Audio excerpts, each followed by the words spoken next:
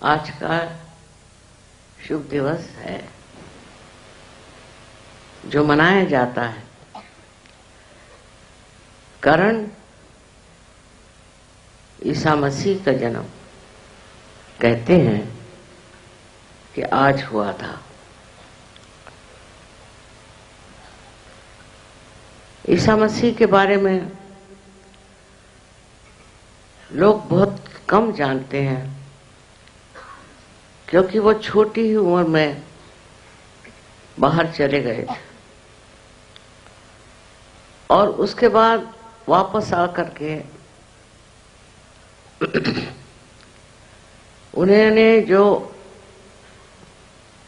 महान कार्य किए वो सिर्फ 33 वर्ष के उम्र तक जीते थे।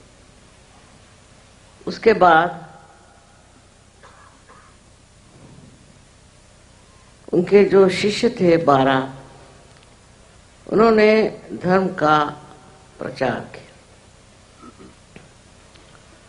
लेकिन जैसे आप लोगों को भी समस्याएं आती हैं, उसी प्रकार उनको भी अनेक समस्याएं आई। पर इन 12 आदमियों ने ही बहुत कार्य किया।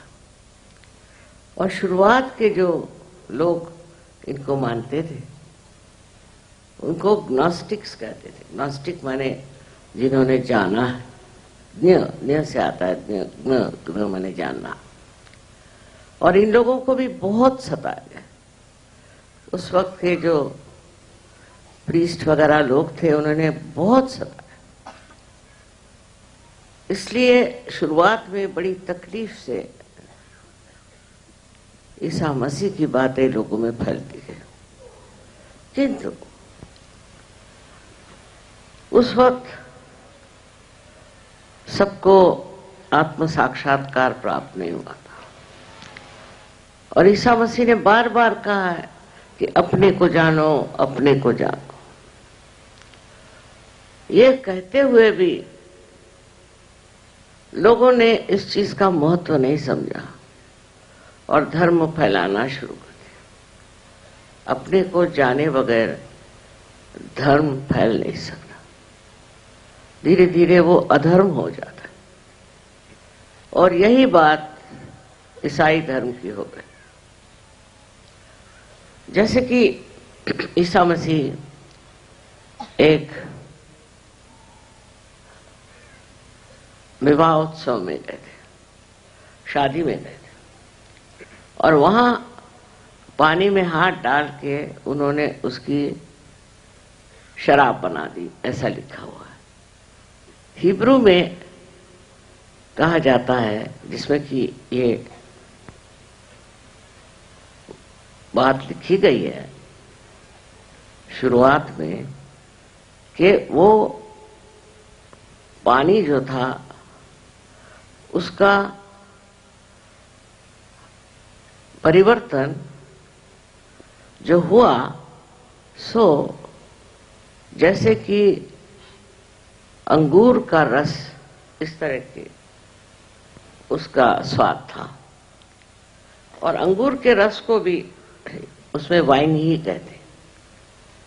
इसी बात को लेकर के ईसाइयों ने कहा चलो ये तो हमको मना नहीं है, शराब पीनी चाहिए।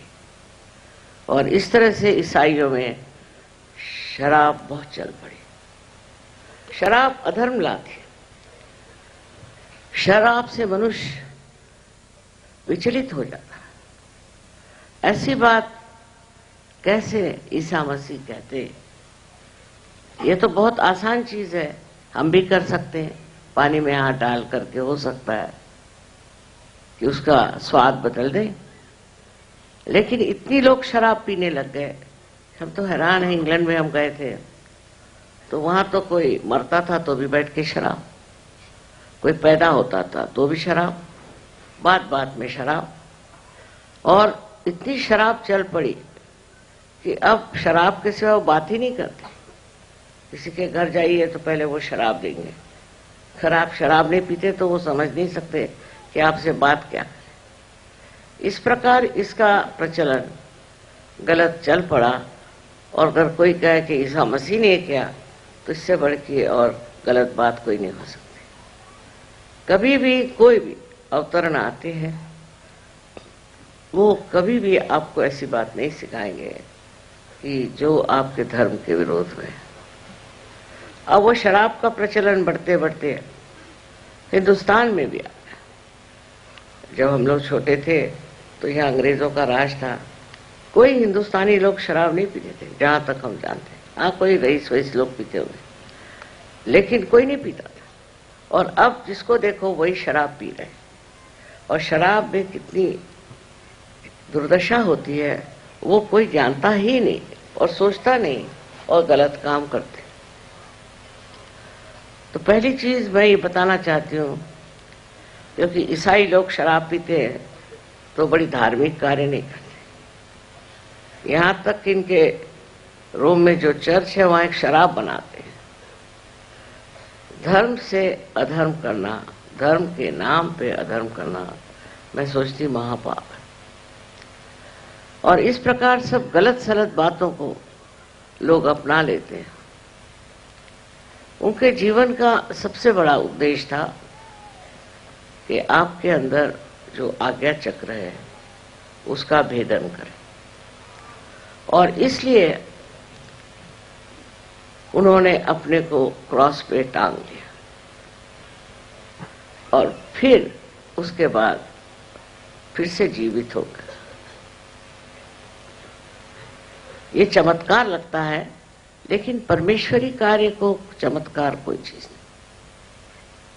ये उन्होंने दिखाया कि इंसान इस आज्ञा चक्र से बाहर जा सकता। और आज्ञा चक्र पे इन्होंने 2 मंत्र बताए हैं, जिससे हम बीज मंत्र कहते हैं, हम और क्षम। क्षम का मतलब है क्षमा करो।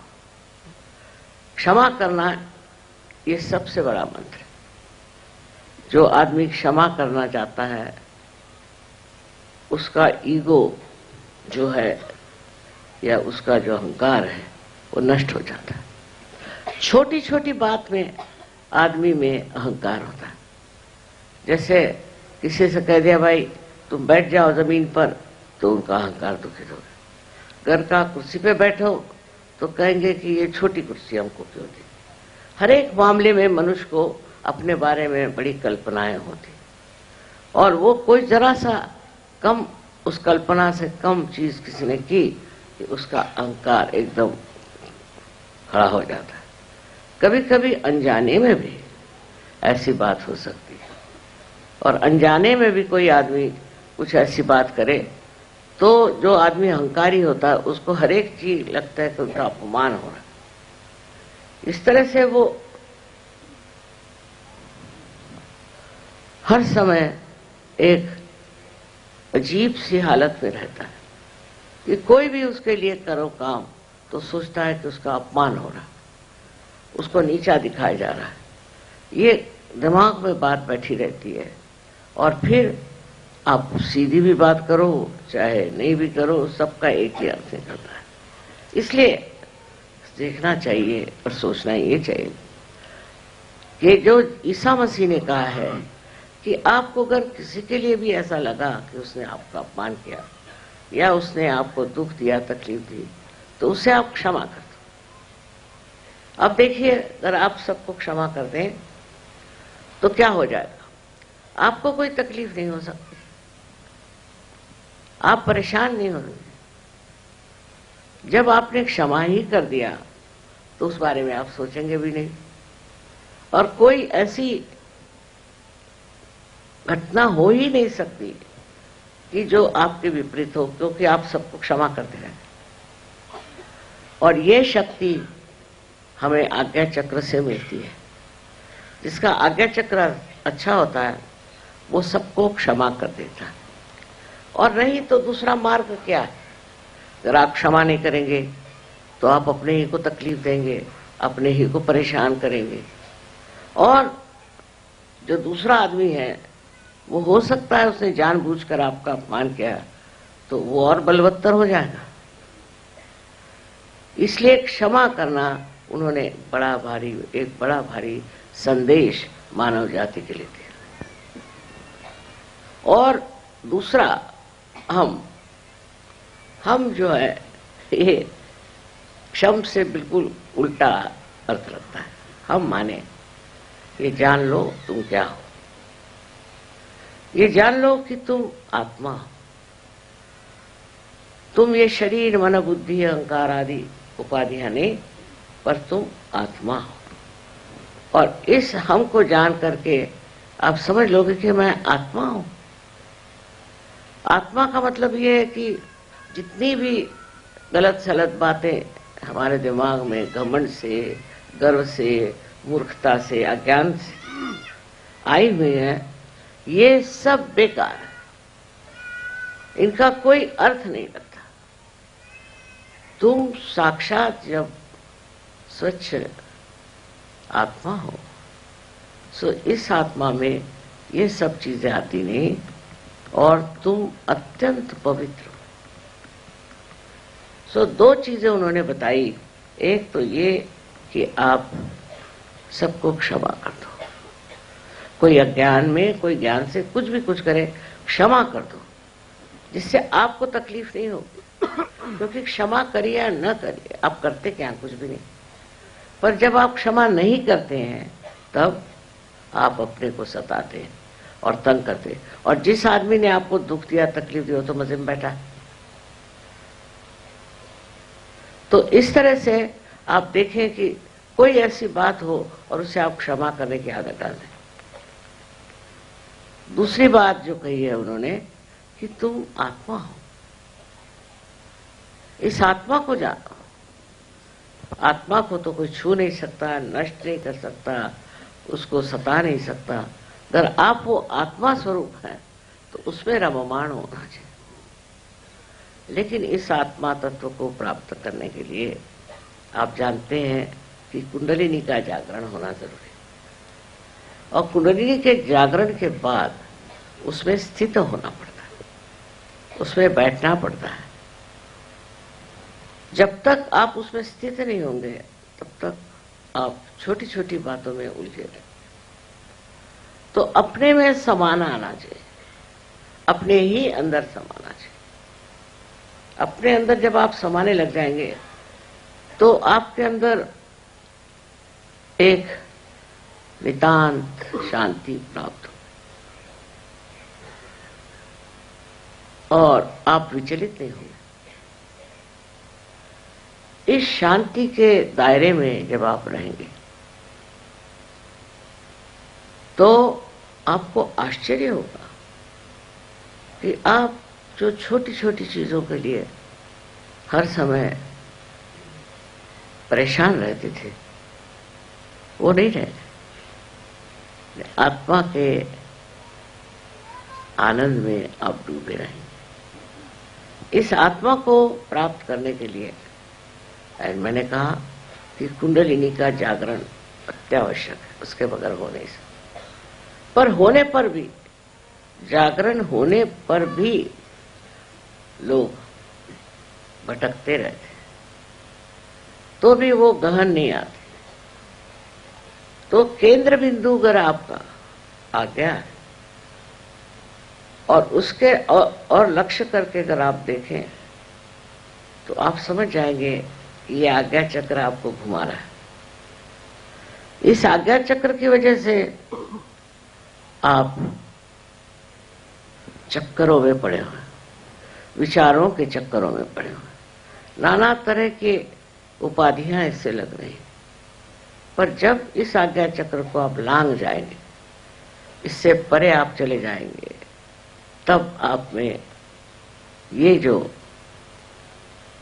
व्यथा है ये खत्म हो जाएगी। इसलिए आज्ञा चक्र का महात्म्य माना जाता है। यहां तक कि बाइबल में लिखा हुआ है कि जो आदमी माथे पे टीका लगाकर आएगा वो बचेगा। लिखा है साहब, वो सहयोगी होंगे। और कौन होगा?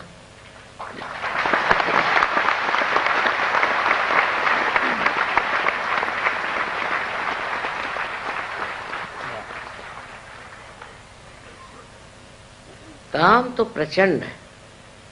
वो 12 आदमी थे, आप लोग हजारों हैं, लेकिन एक एक आदमी ने वहां जो मेहनत की है उसके एक सहस्त्रांश भी आप लोग करें तो न जाने कहां से कहां ये कार्य फैल सकता।